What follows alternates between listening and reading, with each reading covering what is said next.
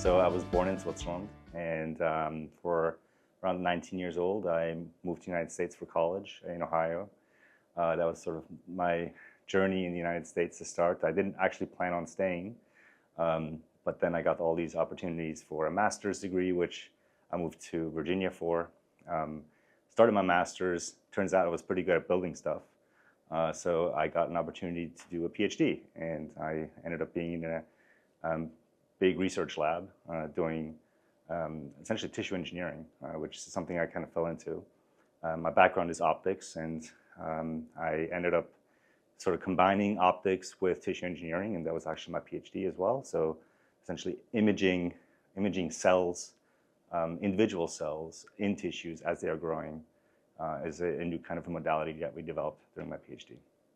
And so that was a big part of, sort of my mid-20s. And I then, got the PhD, and my mom is a professor, and so it kind of felt natural for me to also maybe become a professor in the future. But always intrinsically, sort of inside, I could tell that I was never really a professor. I couldn't see myself doing that, writing research papers. That's just, I wanted to create something that people use and changes their lives. And nevertheless, I got an opportunity to be a postdoc at Harvard Medical School, which is why I ended up being, transported over to Boston. So my wife and then girlfriend, now wife, we decided to move to Boston for that. And I did that for only about a year until I ran into a guy that started his company called iNetra. And that was actually how I ended up entering the world of startups. Yeah, so the history of Eyebot started about 10 years ago. In fact, when I ran into this guy that just started his company called iNetra. It's the first smartphone-based vision exam that existed and came to market. And my background being optics, and in the past I worked on mammography and tomography. And so my background is optics, and so it was just a really good fit, and for me to join that company. And I joined. I knew very little about eyes, and I quickly caught up into the entire industry of vision care and eye care. And we built tons of prototypes, and every time we built it, we saw the good that we could do to people that are our testers, and we tested people that were rich, poor, all sorts of backgrounds, and the resonating thing that we always saw is that people just can't access vision care. It's too costly. They don't have time. They don't have time to schedule. They don't have time to go somewhere and plan ahead. And for 2-3 months, maybe you have 3 kids, and they just don't have time to go see that doctor. And that was true 10 years ago, and it's still true today. In fact, it's worse today than it was 10 years ago. And that was really, for me, the point when I started in this industry. And the problem that we had at the time was that smartphones were in everybody's hands. And we were very excited about the possibility of using smartphones to change vision care and to augment it and make it better. But we realized that the biggest problem is not technology.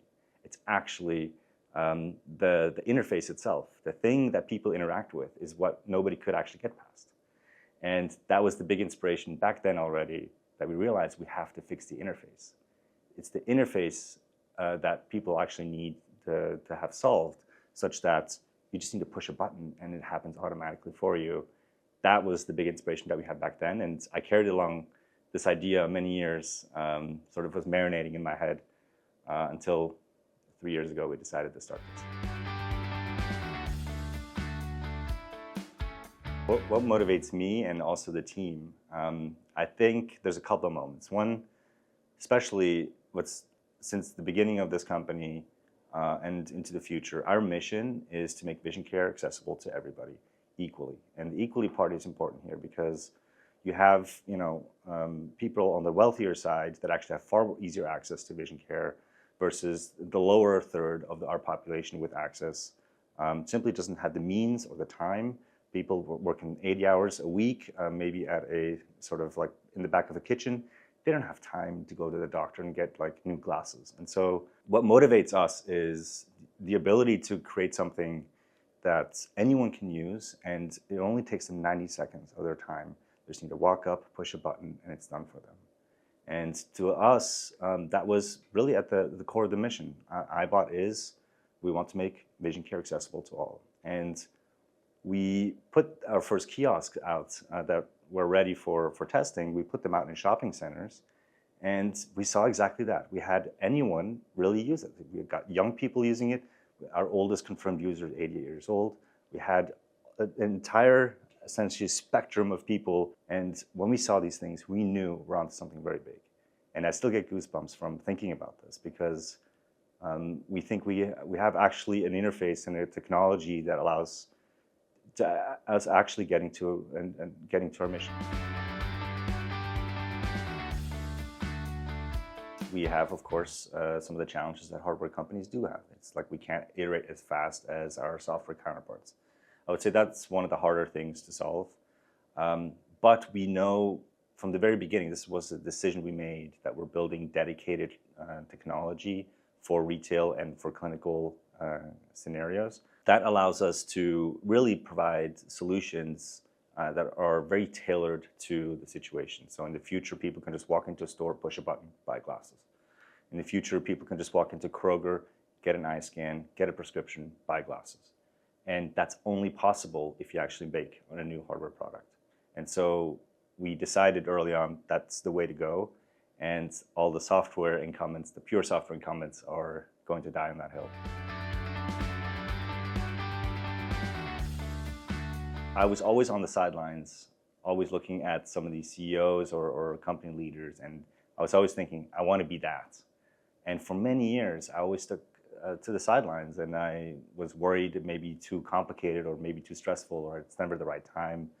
And I would call myself even a wantrepreneur. You know, that's sort of a terminology that you can give people that just want to be an entrepreneur, but they just never have the guts to do it. And the reality is there's never a good time. It will never be a good time. In fact, we started this company when my third child was born on the same week. So financially or logically, it's the worst time to actually start a company. And we still got to this point. And it really comes down to just really wanting to do it and treating it like a job. That's a really important one. It's maybe not a 9-to-5 job, but you have to treat it like a job. You got to take it serious. And then in the end, just do it. Yeah, so we see Eyebot as being the connective tissue between retail and also the clinic. And that's sort of the friction that's happening right now. And by extent to that, it's also, we see Eyebot essentially in the future of being a chain of locations that anyone can get to. So it could be at Kroger, it could be at CVS, it could be, you know, at the shopping center, it could be at colleges. And that's where you should expect to see Eyebot this and next year as we roll out. And in other words, it's essentially the red box of vision care. Gesmer has been with us since the very beginning, actually. We founded the company 3 years ago, and in fact, we incorporated through Gesmer. And also, we work very closely with the IP team here as well, and trademarking.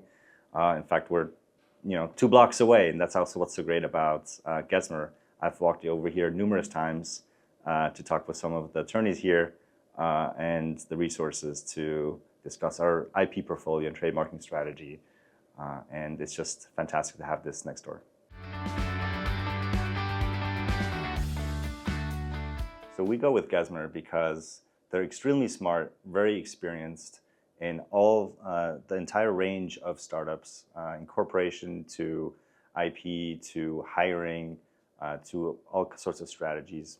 And they did all our IP research, trademarking research, filing. They're always on the ball. And on top of that, besides being extremely smart and knowledgeable, they're also super down to earth, and we like to hang out with them.